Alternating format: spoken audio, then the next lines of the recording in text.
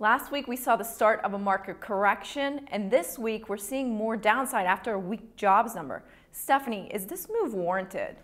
Well, the markets are up 12% year to date, so it's easy to take profits on kind of any new pieces of information. And clearly the jobs number was a surprise. Even if you think that weather played an important part to January and February strength, and you saw a pull-in, it certainly is a data point that you want to be mindful of. But I think if you look at other employment data that we've gotten so far for the month of March. ADP, Challenger, Gray, even a lot of the ISM numbers had decent employment numbers to them. So I think you have to be just not so quick to pull the trigger and change your strategy. Let's see what other data we get this week with initial claims and going forward.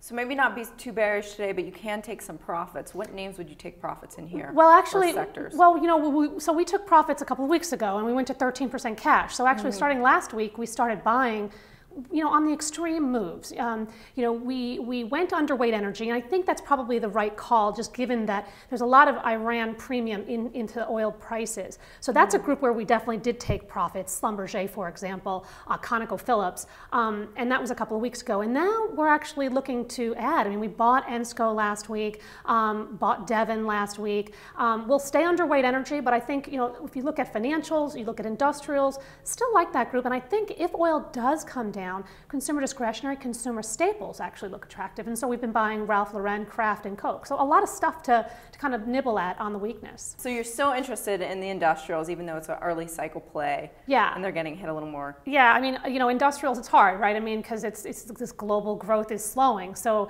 but I would say this, if you own the later cycle stories in industrials, meaning kind of aerospace, electrical, HVAC, housing, those kinds of names, those I think still work. And in fact, we have, and I should have added DuPont as well, we had PPG positively surprised, we had Sherwin-Williams positively surprised, and I think that bodes well for the companies that use a lot of nat gas, right? And if oil again comes down, I think that again is another raw material cost that kind of helps the margin side.